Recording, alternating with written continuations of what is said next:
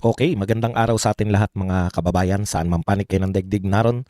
Dito na naman tayo sa another episode ng ating vlogs. Badong Ratiles po. Pag-usapan natin ngayon, ito po, no, Blue Ribbon Committee hearing sa flood control anomaly.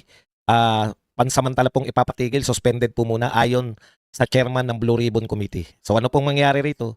Yung kinatatakutan po natin, yung sinabi po ni Marcoleta na kaya nagpalitan ng tauhan o nagpalit po ng liderato ang Senado ay para mapatigil siya sa kanyang investigation sa Blue Ribbon. Totoo po pala, no? Wala na po talaga. Wala na tayong aasahan dito kay Ping Lacson at sa mga senador, no? Susuriin po natin 'yan. Pag-usapan rin po natin kung may oras pa. Ito pong sinabi ni Gatchalian na mabuti pang araw na tigilan na para matigil na po yung teledrama ba yung sabi niya? Telenovela na investigasyon sa Senado. Tingin mo pala sa trabaho ninyo, teleserye lang, Gatchalian, kapal din ang mukha. Hayaan na lang daw yung ICI. Bakit pa namin kayo hinahalal? Kung hindi naman pala kayo magtatrabaho bago ka pa naging senador o bago ka pa naging tao, may blue ribbon na riyan sa Senado, no? Hindi naman bago siya maging tao. Bago ka pa maging senador o bago ka pa maging congressman o kung ano man yung una mong tinakbo, may blue ribbon na. Tapos sasabihin mo, itigil na yung investigasyon sa blue ribbon para lang wala ng teleserye. Bago pa mauso yung teleserye, may blue ribbon na sa Senado. At syempre, yung isa pang epal, Representative Shell Jokno ay nag-file po ng bill na pasoswelduhan ang mga kabataan na magkakaroon po ng kompensasyon o gustong paswelduhan yung mga nag-OJT. Yan po ang mga walang katuturang panukala na akala mo naman may kahihinatnan yan. Yan po yung mga panukalang wala sa hulog. Dahil sila po mga ano lang, basta lang, anong tawag dyan? Mema lang. May masabi lang, may mapanukala lang. Pero ang katotohanan po, mga blanco po yung mga utak ng mga hinayupak na yan. Yan po mga pag-uusapan natin. Pero bago yan, kung bago ka pa lang dito sa ating channel, mag-subscribe ka na. Dahil ito lang ang tanging channel na may kinikilingan, may pinapanigan, una sa balita, huli sa impormasyon, kaya ano pang hinihintay nyo? Pindot na, okay. Isa lang po, unahin na po natin to. Yung paid student and internship. Alam mo, buhat nung naging tao ko, yung mga OJT, wala talagang bayad yan, no? Wala kang katuturan. Alam mo, magandang pakinggan yung mga panukalang batas nyo. Sino papayag na mga kumpanya? Alam nyo ba yung pag OJT pa lang nila, wala pang bayad ng kumpanya, ayaw na nilang tumanggap. Bakit? Abala po sa kanila yan. Abala po sa kanila yung pag-OJT dahil tuturuan mo yung mga estudyante, no?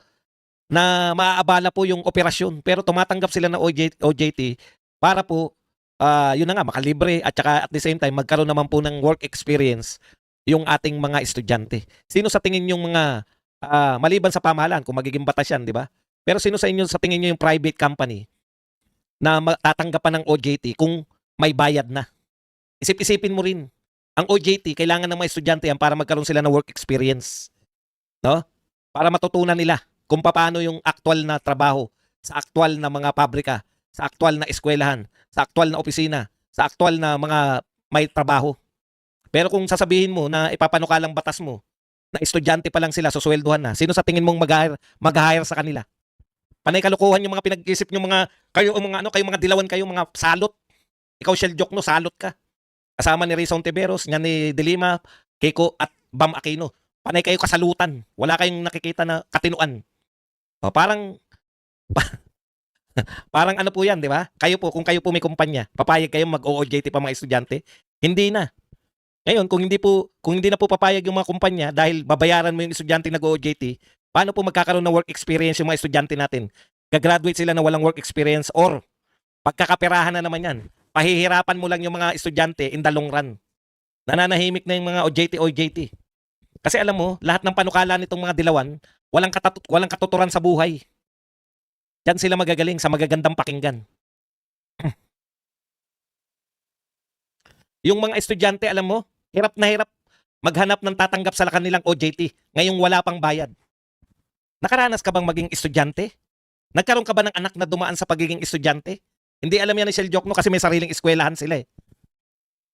Kaya may anak man yan, may sariling eskwelahan yan. Walang problema yung OJT. Unawain mo yung mga mahihirap na mga estudyante. Ngayon ngang walang sweldo, hirap na sila makahanap na mag-OJT. Hindi sila gagraduate pag walang OJT. Hindi po yan, akala mo nakakatuwa yan. Pahihirapan mo lang ang mga estudyante. Pahihirapan mo yung mga estudyante na maghanap ng OJT pag pumasa yung batas na yan. In the long run, kapahamakan ng mga estudyante yung batas mo. Okay, punta na po tayo rito sa iba pang balita. Ito po ang sinabi naman ni Gatchalian. Bago tayo pumunta kay Lacson, ihuli natin yung kay Lacson para masarap-sarap. Sabi ni Gatchalian, para hindi maging teleserye, let ICI handle the flood control probe. Keep hearings private. Okay, bakit Gatchalian takot kayo sa paghihiring? Bakit yung nagpogo kayo? Walang katuturan. Si Alice Guba ang mastermind ng pogo sa Pilipinas. Wala namang katuturan kayo, kayong dalawa ni Risa Ontiveros. Pinalabas ninyo na si Alice Go ang pinaka-mastermind ng pogo na wala naniniwala. Akala namin simula lang yun. Ngayon eto, ayaw mo na naman na maging teleserye. Alam mo, Gatchalian, bago ka pa maging tao, mayroon ng mga senador. Bago ka pa maging tao, may Blue Ribbon Committee na. Bago ka pa maging tao, may corruption na. Bago ka pa maging tao, tinatag yung Blue Ribbon precisely para mag-imbestiga sa corruption ng mga tao sa gobyerno. Alam niyo po ba yon, mga viewers? Hindi po yan tinatag sa panahon ni Marcoleta. Matagal na po yan. Ang pangunahing trabaho niyan, no? Siya po yung nag-check and balance. Check and balance po ang trabaho ng mga gobyerno. Yung Blue Ribbon Committee, pan-check po yan sa mga magnanakaw, sa mga corrupt officials. Nasa tamang direksyon po si Marcoleta. Tinutukoy niya yung sinabi mismo ni BBM na grabe na ang korupsyon sa gobyerno niya. Alam nyo ngayon, tama na naman yung mga Duterte. Palabas lang lahat to. Yung mga pagpunta ni BBM, yung mga pagdudurog niya ng semento, yung mga galit niya kuno na may nakita siyang mga ghost project sa flood control. Palabas lang po lahat. Bakit po palabas lang lahat? Matitigil yung Blue Ribbon Committee. Tumigil na po yung sa House of Representatives. O ano po ang sinabi? Kaya yung ICI, katwiran lang po yan. Kaya po nila tinatag yan. Katwiran yan para mapigilan yung investigasyon, para mapigilan ng mga, makita ng mga tao kung sino yung mga mandurugas. Ano ba ang katwiran mo? Bakit gusto mo ICI na lang? Tignan nyo po. Sabi ni Sherwin, mas pabor ako na ipagpatuloy ito ng ICI dahil ito yung formal na body na gumagawa ng fact-finding, kumukuha ng impormasyon, nagsasagawa ng hearing. Mas maganda na sila na lang magpatuloy nito para maging mas komprehensibo at hindi nagagamit yung hearing ng Senado sa mga political agenda. Pare-pareho ng sinasabi, di ba? Para hindi magamit sa political agenda. Yan din po yung sinasabi ng mga taga-ICI. Yan din ang sinasabi mo. Walang problema yan kung ikaw ay nasa administrasyon. Walang problema yan kung gobyerno ka ni BBM. Yan talaga sasabihin mo. Kaya namin tinatag yung ICI para may formal na body na gumagawa ng fact-finding, kumukuha ng impormasyon, nagsasagawa ng hearing. Tama yan. Kung nasa administrasyon ka ni Marcos. Kaya lang, nasa Senado kayo eh.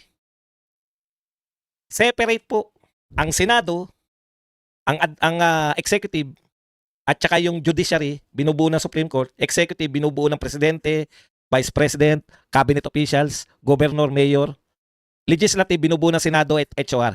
Hiwa-hiwalay po kayo. Bakit po? Para may check and balance. Di ba? Okay. Sabi ng presidente, laganap ang korupsyon. Nag-imbestiga kayo lahat. Bakit nyo ititigil yung investigasyon dahil nagbuo sila ng ICI? Anong kinalaman nyo rito? Maging independent kayong mga senador, independent kayo eh. Di ba? Maging independent kayo. Hindi yung sunod-sunuran. Okay, punta na tayo rito kay Lacson. Ayon po kay Lacson, sinuspindi na po. Lacson, Senate Blue Ribbon Committee hearing suspended until further notice. Tinext lang po to ni Lacson, no, sa mga iba't ibang pahayagan, iba't ibang media. Ito po ang nilalaman ng kanyang text. O, basahin lang natin, maikli lang naman to. The Senate has suspended the Blue Ribbon Committee hearing on anomalous flood control projects until further notice. Yan po ang sinabi sa text. Okay. In a text message, Lacson said that the hearing was initially scheduled October 8 upon the request of Senator J.B. Erci to summon the former Regional Director of Department of Public Works and Highways. Lacson said he checked with Justice Department. Tandaan nyo hiwa-hiwala yan. Saan po kasama yung Justice Department? Sa Executive. May pakialam po ba yung Executive dapat sa Senado? Wala. Separate branches, separate and independent branches of government. Kung ano po ang gagawin ng Senado, mga senador lang dapat. O, tingnan nyo po katwiran ni Lacson. Sabi ni Lacson said he checked with the Justice Department if the Diskaya couple's tell-all affidavits were available. So, I also checked with the Office of the Executive Judge of Manila RTC. Manila RTC naman, kabilang naman dito sa judiciary na under ng Supreme Court. If they have concluded the investigation on the possible violations of the notarized document involving Sergeant Gutesa and Attorney Espera, the Senate President pro tempore said in text message.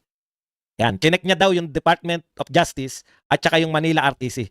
Having been informed that both would not be ready within 1 week, not to mention that the Blue Ribbon Committee hearing will be on conflict with the budget and CA hearings, I inform SP Soto of the cancellation until further notice. Okay. Himay-himayin po natin yung sinabi ni Lacson, no? Matapos ka makipagtalo kay Amy Marcos, nang sinabi ni Marcos na mukhang hindi na matutuloy ang Senate hearing. Kasi bla bla bla. Sinabihan mo si Marcos na kasi umattend ka ng mga hearing. Kasi magbasa ka ng mga chat nating mga senador. Matapos mong sabihin yan, tama all along, tama pala si Amy Marcos. Na magulo pala talaga. Maguguluhan talaga kasi in-announce mo po, Mr. Senator Lacson. In-announce mo sa media na iniimbitahan mo sa susunod na hearing si Romualdez at saka si Saldico. Only to find out now na wala na palang susunod na hearing, suspended na until further notice. Ano yung until further notice? Titignan nyo kung nagwawala yung mga tao? Ano yung further notice? Titignan nyo kung mauulit yung September 21 big rally? Pag hindi na naulit, hindi ka na rin hindi ka na rin magtutuloy ng investigasyon nyo. Tandaan mo yung binabanggit mong DOJ, Department of Justice, walang kinalaman sa'yo. Anong tell-all ni Diskaya? Ikaw, ang committee chair ng Blue Ribbon Committee, walang kinalaman kung si Diskaya ba ay nagtapat sa DOJ o hindi. Ayan ang problema, Diskaya at Gutesa. Ibig sabihin, originally, hindi mo naman testigo yan, di ba? Testigo yan ni Rodante Marcoleta. So, ibig sabihin, yung hearing mo, nakapokus ka na lang sa mga testigo ni Rodante Marcoleta. Wala ka talagang dinala, kundi yung mga taga-Bulacan. Tanong, Mr. Senator Lacson, senador ka ba ng Bulacan o senador ka ng Pilipinas? Sa Bulacan lang ba naganap yung mga katiwalian sa flood control? Wala bang katiwalian sa Ilocos? Wala sa Bicol? Wala sa Leyte? Bakit sa Bulacan lang? Kaya hindi ka maghihiring dahil hindi available, hindi mo pa alam kung yung tinanggap na ng DOJ, nag-tell all. Hinihintay mo pa mag-tell all yung Diskaya sa DOJ? Paano kung yun na lang ang laman ng Diskaya? Wala ka ng balak? Ano yung purpose mo sa paghawak mo ng Blue Ribbon? Para talaga matigil lang si Marcoleta? Kay Marcoleta, inaalam niya kung sino yung mastermind. Ang direksyon ni Marcoleta, inaalam niya kung sino yung mga utak, sino yung mga involved dito sa mga pagnanakaw sa ating flood control. Trilyong flood control. Yun yung direksyon ni Marcoleta. Ngayon, tama si Marcoleta na ang purpose ninyo ni Tuta Soto, ang tanging purpose ninyo ay pigilan si Marcoleta sa kanyang investigasyon. May kinalaman ka ba sa DOJ? Tao ka ba ng DOJ? Tao ka ba ng Manila RTC? Manila Regional Trial Court? Sa Maynila lang po yun. Ikaw po, pinapaalala ko lang, tumakbo ka, nanalo ka na senador ng buong Pilipinas. Nakadepende sa judge ng Manila RTC kung itutuloy mo yung trabaho mo. Halatang-halata kayo. Halatang-halata kayo. Ngayon, lumalabas ngayon. No? Okay lang hanggang kay Saldi ko kayo, di ba? Okay lang, sige. Talagang meron pang 1 linggo na 2 beses ka nag-hearing dahil Saldi ko yung tinutumbok nyo eh. Maganda, na-realize nyo na pag tinumbok ninyo si Saldi ko, napahiya na nga si Tito Soto dyan, di ba? Yung pinuno ni Saldico, si Martin Romualdez. Ibig nyo sabihin, walang kinalaman si Martin Romualdez. Pag si Martin Romualdez na damay, ibig nyo sabihin, walang kinalaman si BBM. Iaasa nyo lang sa ICI. Ano bang hakbang ng ICI? Freeze na ba niya mga asset ni Martin Romualdez? Hindi. So pwede pa pong mag-withdraw, pwede pang ilabas ni Martin Romualdez ang kanyang mga pera. Pwede pa, di ba? Yan ang aasahan namin, yung ICI. Paano namin malalaman kung ano nagaganap sa ICI? Televised ba? Live ba yung ICI? Hindi rin. So ang gusto ninyo, ititigil ninyo yung napapanood na live ng mga tao. Una, dahil napapahiya ka kay Marcoleta. Ikalawa, dahil gusto nyong tapos na yung purpose ninyo. Napigilan. Alam nyo kasi may malaking rally. Hanggat hindi pa nagaganap yung September 21, sige, imbestiga tayo. Pero after September 21, pag hindi na uwi yan sa people power, yung rally sa September 21, tigilan na rin natin unti-unti ito. Hindi pala. Ang original na plano nyo, idiin si Saldico. Bigla nyo na-realize na pag diniin nyo si Saldico, eventually madidiin si Martin Romualdez, madidiin si BBM. Kaya para wala nang madiin, hindi na madiin yung magpinsan na pinoprotektahan ng lahat ng pinakamakapangyarihang tao, pinoprotektahan ng mga Diyos dito sa Pilipinas. Yung magpinsan na makapangyarihan na sila, pinoprotektahan pa ng mga Diyos sa Pilipinas. Kaya ititigil mo na. Kawawa naman ng Pilipinas. Matapos naming matuklasan na ngayon, Badong, hindi ba ang sinasabi ni Lacson, Senado, mga senador, may insertion, ang Senado, mga senador yung mga tinutukoy niyang gustong imbestigahan. May ugnayan ba yan? Opo, may ugnayan po yan. Taktika yan ni Lacson. Bakit? Taktika yan ni Lacson na pag hindi natin to tinigil, itong investigasyon na to, kayo ang madidiin, kayong mga senador. Taktika nila yan. Yung paglabas na may insertion din si Risa Ontiveros na pinalabas ng malapit kay First Lady at kay BBM, si Tunying. Taktika din nila yan para wala nang kumontra sa gagawin nilang pagtigil ng investigasyon ng Blue Ribbon. Bakit? Pag hindi natin to tinigil, ididiin namin kayo. Kayong mga senador. Lahat kayo ididiin. Sino yung unang pumalag? Sino yung unang nagsalita na, wag na natin tuluyan, ICI na lang. Si Gatchalian. Bakit kaya si Gatchalian ang unang pumayag na ICI na lang ang mag-imbestiga? Siya pa lang po nagsasabi. Dapat yan imbestigahan. Baka maraming insertion yung tao niyan. Lahat yan. Taktika nila yan. Pananakot sa mga senador. Sa tingin nyo, yung mga pinangalanan nilang senador, papalagpa na ititigil na. Tuwan-tuwa lang si Jinggoy. Tuwan-tuwa lang si Joel Villanueva. Tuwan-tuwa lang si Chis Escudero. Ay salamat, mapapahinga na. Tuwan-tuwa lang yung mga tinatakot ni Ping Lacson na lahat ng senador may insertion. Tuwan-tuwa lang sila na, ay salamat, ititigil na. Baka hindi na kami maisalang. Taktika nila yan. May baho kayo sa amin lahat. Alam nyo po, kawawa tayong mga Pilipino. Tinatakot sila ni Lacson. Yung pagsasabi ni Lacson na lahat ng mga senador, halos lahat ng senador ay may insertion. Yun ang panakot sa kanila. Ibig sabihin, sige, wag natin tong itigil. Pero sa inyo namin isesentro ang investigasyon. Hindi kay Martin, hindi kay Saldico. Sa inyo, mga senador. Sinong kukontra ngayon? Kung hindi si Marcoleta at yung mga tunay na Duterte. Wala nang kukontra dyan dahil lahat may insertion eh. Pag yan po, pumayag yung mga senador na matigil na. Hindi sila pumalag. Hindi nila tatanggalin si Soto. Ang tanging paraan po para matuloy itong Blue Ribbon Committee, tanggalin nila sa Soto para matanggal na yan si Ping sa Blue Ribbon.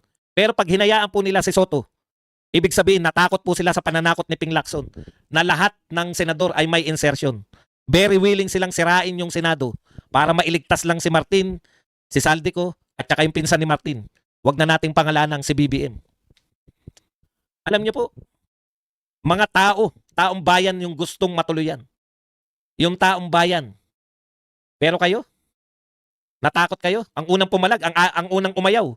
Si Gatchalian, tandaan nyo po yung mga pangalan na yan. Makikita nyo po sila eh. Tama nga naman para hindi na maging teleserye. Para saan pa po yung Blue Ribbon kung wala kayong iimbestigang katiwalian? Ang Blue Ribbon po, kaya po yan tinatag. Isa lang po ang pangunahing trabaho niyan, mag-imbestiga ng mga katiwalian na ginawa ng mga tao sa gobyerno. Tinatansya nyo kung magagalit yung taong bayan pag hindi nag-rally, hindi na nyo itutuloy yan? Gusto nyo yung ICI? Sino po nakakaalam ng ginagawa nila sa ICI? May pahayag na ba yung ICI na i-freeze yung mga kayamanan ni Romualdez? Wala. Yung kayamanan na nasa bangko, kayamanan na wala po. O ano ibig sabihin yan? Palulusutin muna nila yan. Kawawa ang taong bayan sa setup ng Senado ngayon. Very willing si Tuta Soto na magpakatuta. Very willing yung tuta ni Tuta Soto. Ang tapang pa eh. Well, hindi ka kasi tumadalo kaya hindi mo alam ang nagaganap eh. O ngayon, hindi na rin dahil lahat nagtatanong sa'yo. Minayak-maya ka siguro ng media. Kailan ba ang hearing? Yung pala, totoo yung sinabi ni Amy, wala na talaga palang hearing. Gusto nyo pala talagang ipatigil yung hearing. Bakit hindi na nagsasalita si BBM sa hearing ng Senado? Siyempre, sasabihin niya, wala na akong pakialam dyan, may ICI kami. Tignan nyo po yung mga pronouncement ni Vince Dizon. Saan lang po nakapokus? Sa Diskaya at saka sa taga Bulacan. Yung DPWH ba, Bulacan lang po ang kontrolado ninyo? Binanggit na ni... Ay nako, Bansang Pilipinas. Saan tayo pare-parehos pupulutin? Mga Pilipino, gaano kayo katyaga? Ang tiyaga po natin dito sa mga... Alam niyo kung bakit maaring pumayag yung mga senador? Ano sabi ni Lacson? Ina-announce niya na eh. Halos lahat ng senador may insertion. Sino po ang unang matutuwa pag tumigil na yung kami-meeting ng Blue Ribbon? Alam niyo po walang matinong senador na gustong matanggal sa Blue Ribbon Committee si Marcoleta. Si Marcoleta pinaka may direksyon. May direksyon pa yung, at hindi lang po flood control project ang gustong imbestigahan ni Marcoleta. Lahat, pati po yung mga ayuda na yan. Wala pa po tayo sa ayuda. Imagine niyo gigil na gigil sila dyan sa ayuda. Tansya ko, mas malaki pong pera. Ang nagkamal sila na mas malaking pera dyan.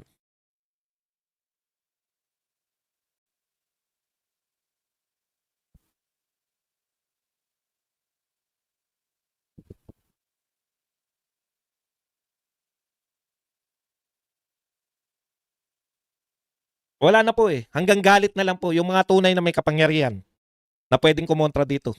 Wala. Tahimik sila lahat. Naghihintayan. Hinihintay yung mga tao. Hinihintay yung... Dilat na tayo. Habang yung mga magnanakaw, hindi pinipigilan na ilabas yung mga pera.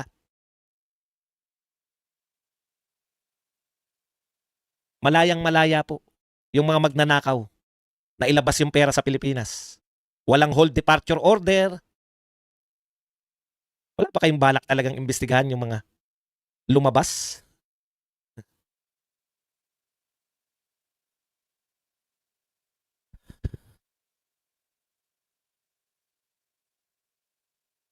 Mahiya kayo, media. Kayong media, nakakahiya kayo. Yung mga artista, gamit na gamit din, no? Talagang pan-divert eh. Kunwari, anti-corruption lahat. Pero hindi nila alam kung sino nilalabanan nila. Anti-corruption sila, pero anti-Sara Duterte yung panawagan nila. Kaya malalakas po loob ng mga magnanakaw. Paano? Imaginein po ninyo, pati po yung mga relief goods na ipamimigay na lang sa mga nabaha na sunugan, na lindol, ibinibenta pa. Talagang wala pong takot. Kung may pinakamalaking kasalanan si BBM sa bayan, wag na nating, alam niyo po, sabihin na natin, no? Ipagpalagay na natin na hindi po siya nagnakaw. Pero ang pinakamalaki niya pong kasalanan sa bayan, yung inalaw niya po yung ganito. Yung walang takot ang mga magnanakaw. Paano protektado? Pag nabanggit mo si Martin, yari ka. Pag nabanggit mo si Martin, may sangkatutak ang kaso. Pag nabanggit mo si Martin, ititigil na yung Blue Ribbon, wala nang pagkukunwari. Hindi na po nagkunwari si Lacson eh. No? Kalukuhan yan. Dahil chinek niya raw yung DOJ kung nag-tell all na si Diskaya. Chinek niya daw si Gutesa. Lahat ng abogado magpapayo sa'yo, Ping Lacson, na yung panunumpa ni Gutesa sa Senate hearing, mas importante yun kaysa dun sa anong tawag dyan? Notaryo. So ano silbi nung hihintayin mo pa mag-imbestiga yung yung Manila RTC? Bakit may nagsampa ba ng reklamo? Paano nila imbestigahan yan? Nagsampa ka ba ng reklamo? Ang daming kaso sa Manila RTC. Unahin pa nila yan. Nagsampa ba ng kaso yung abogado? Boss, si Kiko Barsaga nananawagan na ng people power.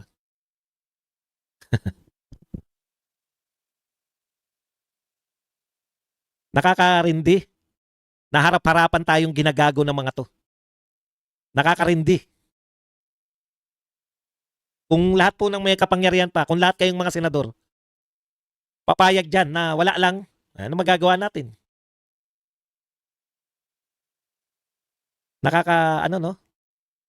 Maha-high blood ka, maririndi ka, pero parang baliwala lang lahat eh.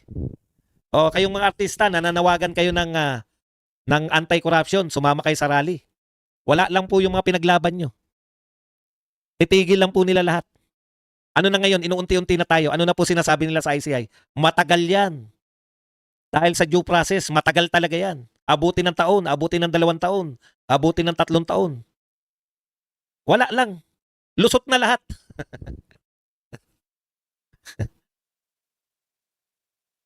Di ba? Ngayon pa lang sinasabi nila, tignan niyo po ang ginagawa nila. Tinigil yung sa HOR, titigil na rin ni Lacson sa Senado.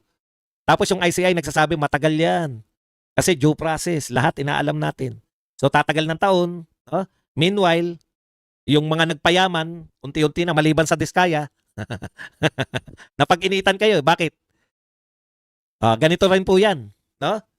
Pinapakita rin po yan. Lahat ng magiging testigo ni Marcoleta, pahihirapan namin. Pero pag naging testigo namin kayo, hindi kayo mahihirapan. Nakulong na ba yung mga iba? Yung Wawaw Builders ba? Na may aminadong ghost project? Alam niyo yung inamin lang ng Diskaya? Nagbidding sila. Rig yung bidding. Umamin sila. Sinabi ba nila na sila lang yung nagbibidding? Alam mo, Senator Lacson, ang dami mong pwedeng imbestigahan. Hindi lang po Diskaya. At saka si Gutesa. Punta ka naman ng iba. Ilocos naman. Ilocos engineer naman ay salang mo. O pagsabay-sabayin mo na. Ilocos, Bicol, Leyte. Lahat ng engineer doon. Kung gusto nyo ng maliitan, sige, gawin nyo po yan. DPWH doon sa Ilocos, Bicol, at saka sa Leyte. Bakit? Kasi binunyag na ni Chavit na meron din Diskaya diyan. Tapos si Bicol, nariyan yung si Saldico. Leyte, nariyan si Martin Romualdez. Tuturuan na kita. Kasi ayaw naming matapos eh. Mukhang wala kang alam kung sinong dapat mong imbitahin eh. Kami na pong mamamayan, simpleng mamamayan na magtuturo sa'yo. Ayaw nyo ng malakihan, di ba? Yun na lang po. Engineer po ng Ilocos, DPWH. Tapos yung lahat po ng mga nasa top 15. Diskaya lang po, tsaka Wawaw yung inimbitahan nyo eh. 15 po yun, di ba? Di, meron pang ilan. Palagay nyo ng 2 yun sa Diskaya. Wawaw, 3. May 12 pa po kayong pwedeng imbestigahan. Hindi nyo po naisip yun? Hindi nyo talaga maiisip yun. Kasi ang purpose nyo naman talaga, mapigilan lang yung investigasyon ni Marcoleta at yan po ang lumalabas ngayon.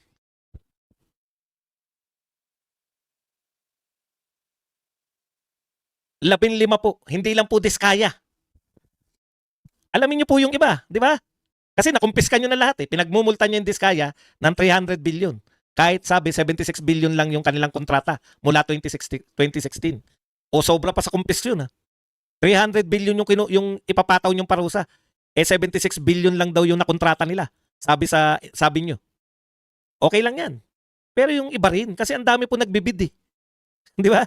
Ngayon, Ghost Project po, umaamin yung Wawaw, ginagamit lang yung papel nila. Walang multa pag Ghost Project.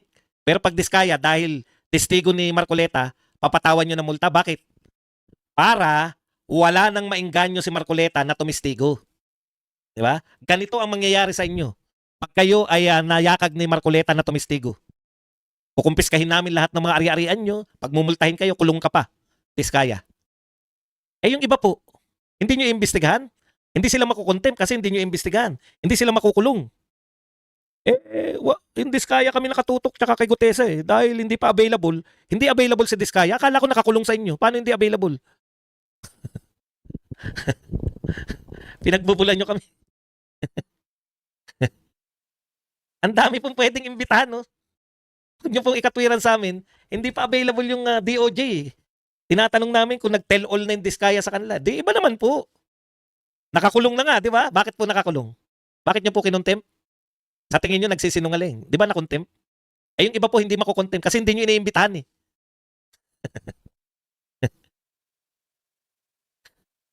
Yan lang po ang ating topic. Pwede na kayo